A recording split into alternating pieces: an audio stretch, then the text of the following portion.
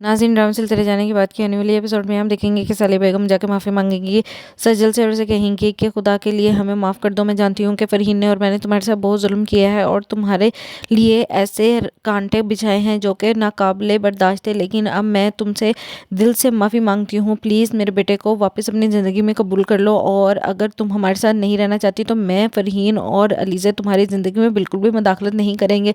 अब हम तुम्हें वो मुकम्मल सुकून देंगे जो कि तुम डिज़र्व करती थी। प्लीज़ मेरे बेटे को उसकी औलाद से दूर मत करो, उसको वो सुकून दे दो जो कि उसका हक है। हमारी वजह से उसकी राह में परेशानियां ना खड़ी करो। जिस पर सजल कहती है कि अब आपको याद आ रहा है मेरी तकलीफ़ का आपको अंदाज़ा नहीं। मैं तड़प तड़प के, अब बिलक बिलक के आप लोगों को इस बात का एहसास दिलाती रही कि मैं बेकसूर हूँ, लेकिन आप लोगों ने मेरी किरदार कशी करने में, मुझ पर इल्ज़ाम लगाने में इतनी सी भी रियायत नहीं बरती थी। आप लोग समझते रहे कि मैं पत्थर दिल हूँ या शायद मैं कोई मोम की गुड़िया हूँ जो आपके हर जुल्म को सह जाऊंगी, लेकिन ऐसा नहीं था।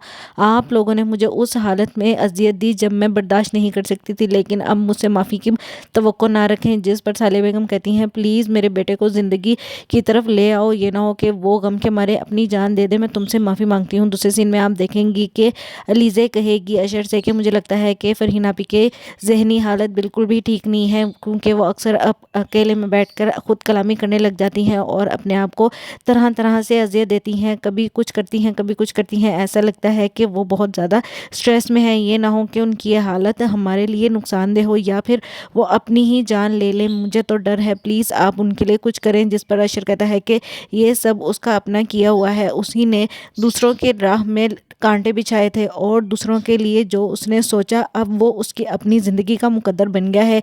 ये अल्लाह की तरफ से उसके लिए मकाफ़ात है, इसलिए मैं उसके लिए कुछ नहीं कर सकता और तुम्हें भी इस मामले में पड़ने की ज़रूरत नहीं है। ये ना हो कि वो फिर से कोई ढोंग कर रही हो और हम इसको सीरियस लें और बाद में हमें ही नुकसान हो।